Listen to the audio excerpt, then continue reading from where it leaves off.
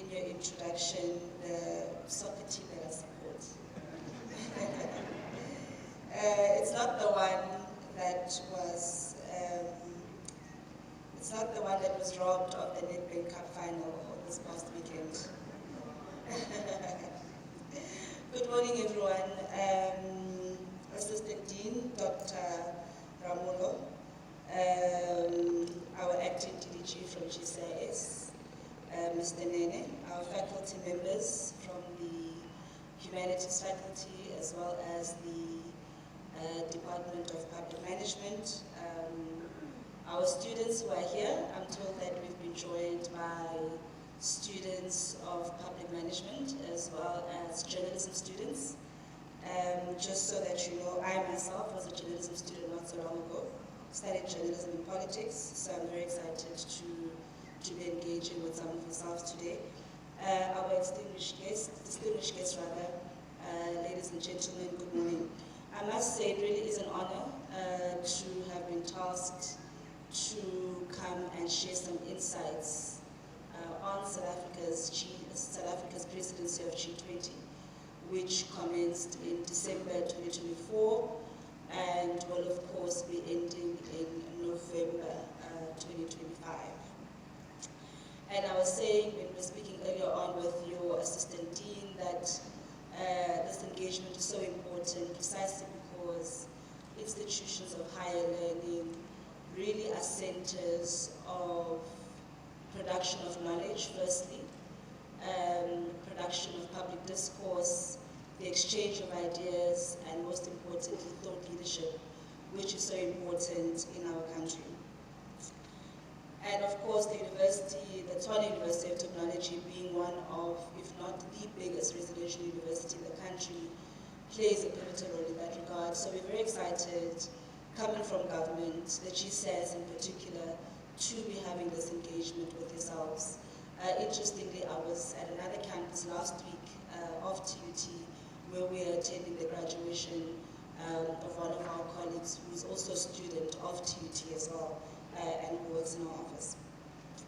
But I think before we get into the benefits that Mr. Nene spoke about of South Africa's G20 presidency, I think that it's important firstly that we speak about what is G20. I'm sure as students you will know, particularly journalism students, you will be taught about the 5 W's and the H. So before you tackle any topic, you have to answer the very important 5 W's and H. Do our journalism students here know what those are? Let me see. Oh, they know, okay.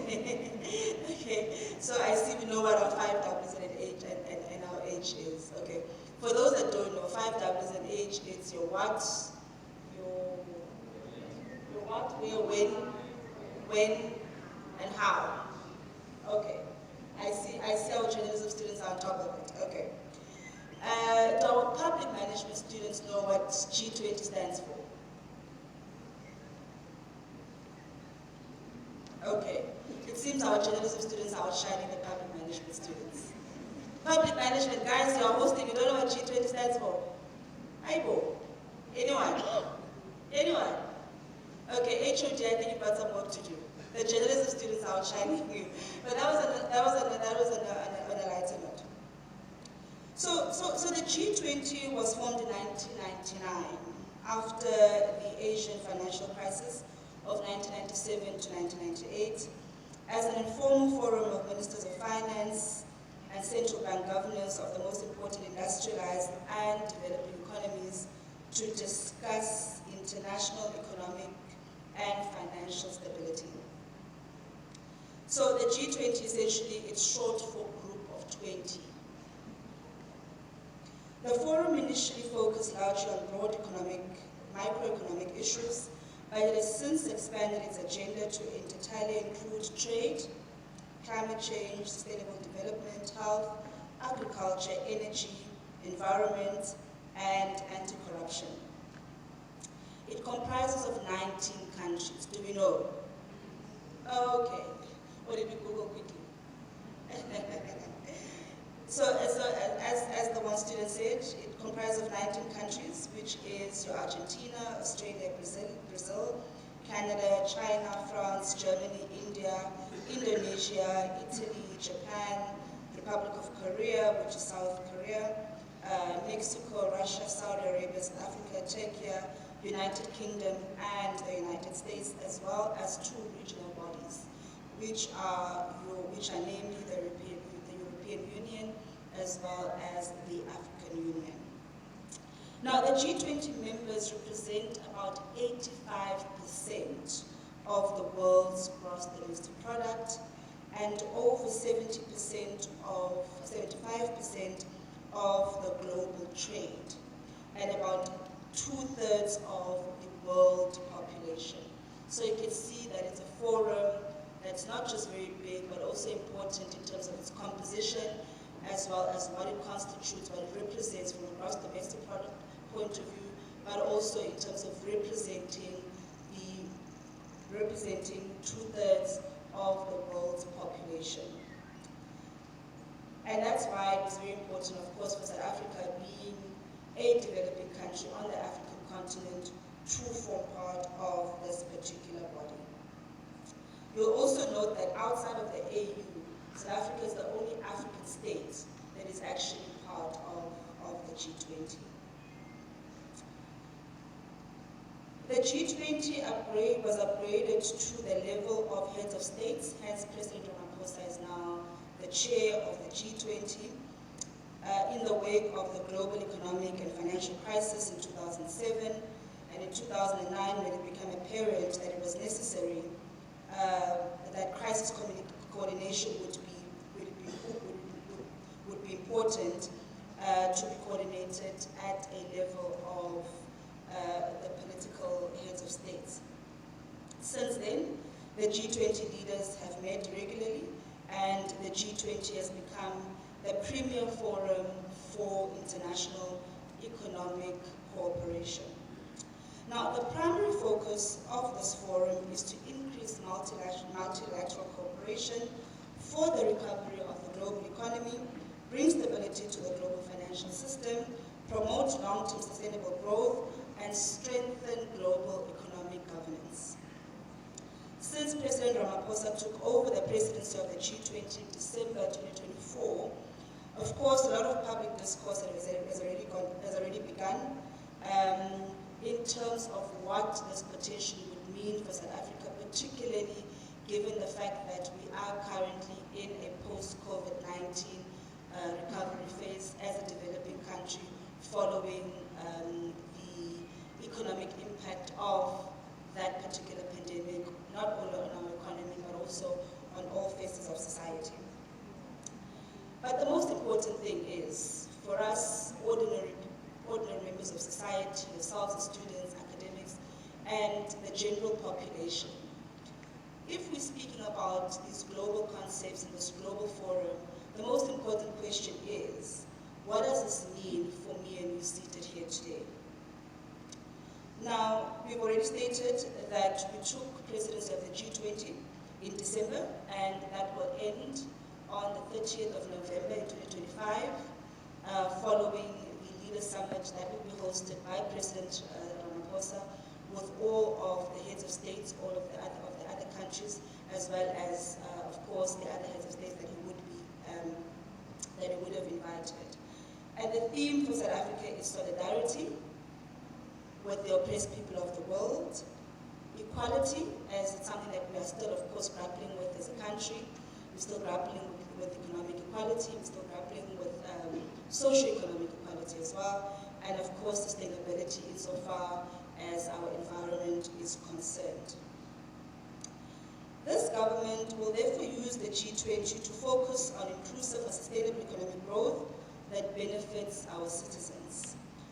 Through the G20 presidency, we will foster inclusive economic growth, industrialization, and employment, so that we can ensure that our future leaders, which is yourselves, do have employment opportunities going forward. And I'm sure that many of us would have seen the employment numbers that have come out just earlier this week, and why that particular focus area is so important for South Africa. For us, this presidency is about demonstrating that our country is open for business.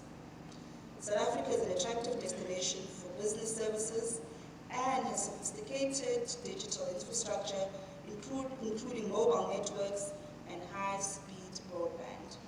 On the economic front, the G20 will provide a massive boost, especially in areas of tourism and hospitality.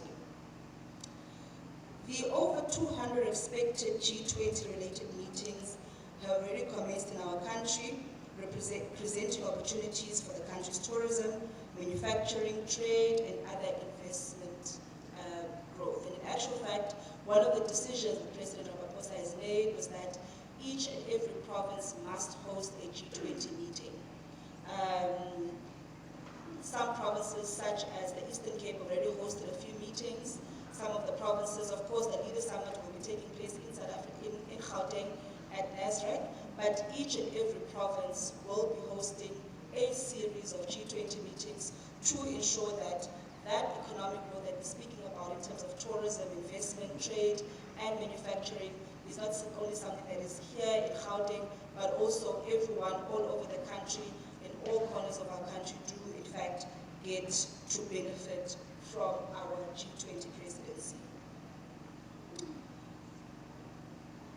A major focus area will also be using G20 to find solutions to tackle food security and hunger. We are also intently focused on youth development, closing the gender gap, and reducing inequality and protecting the environment. Hence, our theme is solidarity, equality, and sustainability. Colleagues, the G20 will unlock new opportunities in artificial intelligence, which has the potential to provide unprecedented economic and social opportunities. As we meet today, as I've already stated, that the wheels of the G20 are already churning. Since officially assuming presidency on the 1st of December 2024, we have actually already convened about 51 meetings across all shaper tracks and finance track working groups. These meetings are results focused and have discussed some of the most important and urgent challenges facing the global community. They reflect our strong determination to seek sustainable and innovative solutions through dialogue, collaboration, and cooperation. Allow me to just give you a tiny insight into the many working parts of the G20. Thus far, the following meetings have been held during just the month of May only. As I've stated, we've had 51, but I'm also only going to focus on the ones that we've had since the beginning of May. The G20 Financial Inclusion and Women Empowerment Conference took place from the 6th to the 9th of May in the Northwest. As I've stated, that every province does or will get an opportunity to host a meeting. And this particular meeting sought to influence the future G20 policy through the introduction of a guiding framework for mainstreaming women's priorities, ensuring women's financial empowerment remains central to global institutional and economic reforms. The second G20 Cultural Working Group session was held from the 5th to the 6th of May in Gauteng and discussed shaping global cultural policies with far-reaching social and economic implications. It also focused on aligning priorities to Agenda 2063, which is the AU Agenda 2063, the UN Sustainable Development Goals, and protecting our heritage as a human right. We've also had the third Health Working Group, which was held virtually from the 8th to the 9th of May, and this particular one focused on the healthcare working force, which is the foundation for health systems and the achievement of the universal health coverage, health security, equity, and inclusive growth. And of course, this is important particularly because South Africa has President Ramaphosa has just signed the National Health Insurance piece of legislation, which will see the introduction of a national health insurance, which is targeted, or aims rather, to ensure universal health coverage for everyone.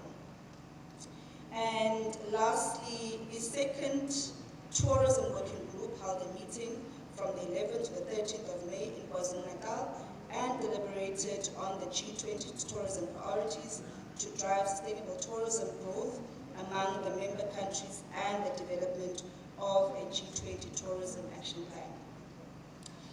Therefore, fellow compatriots, students, and the university bodies at large, the G20 is a massive undertaking and provides an unparalleled opportunity for our nation and our continent.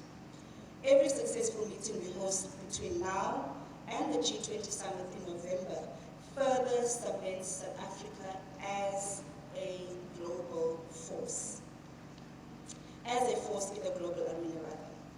It allows us to champion development issues and to prioritize the concerns of Africa and developing countries within the group of 20.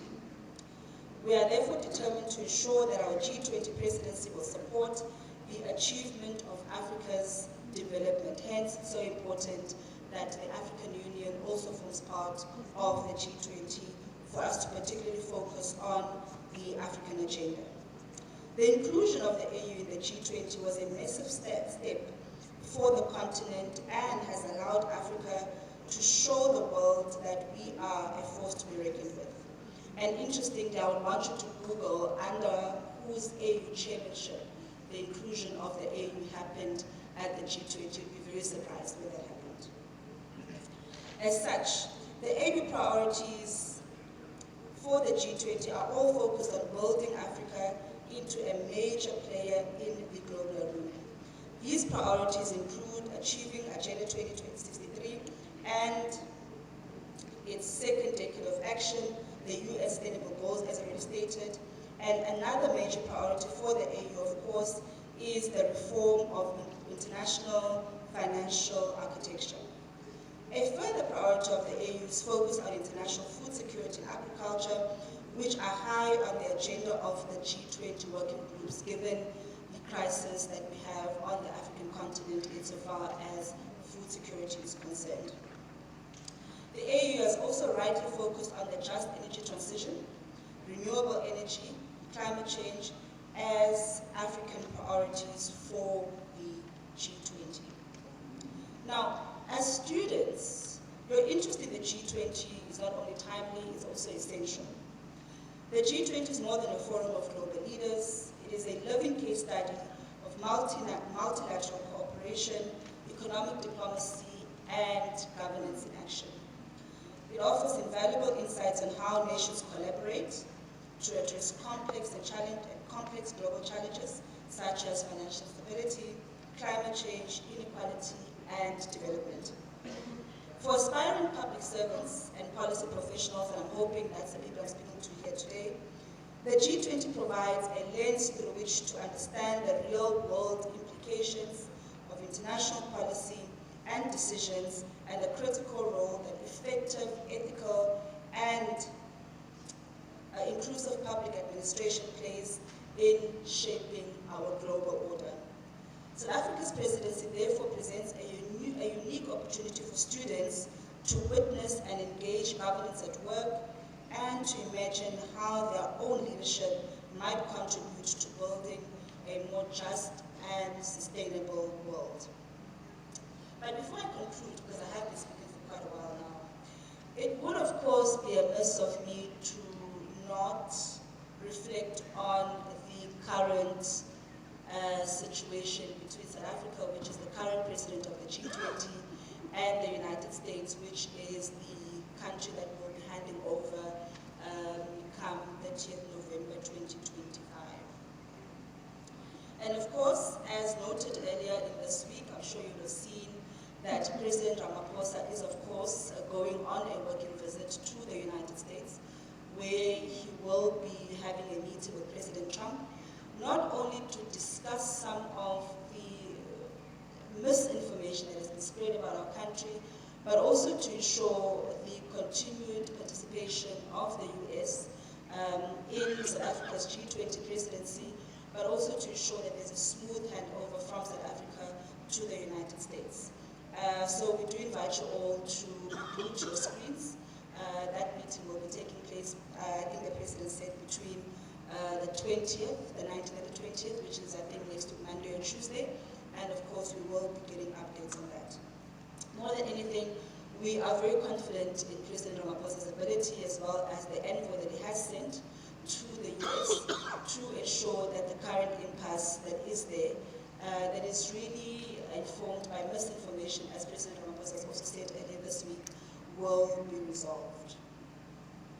In closing, we hope to have given you a better understanding of the inner workings of the G20, and more importantly, how South Africa and the continent at large are working in tandem to use the G20 to create not only just a better Africa, but also a better world.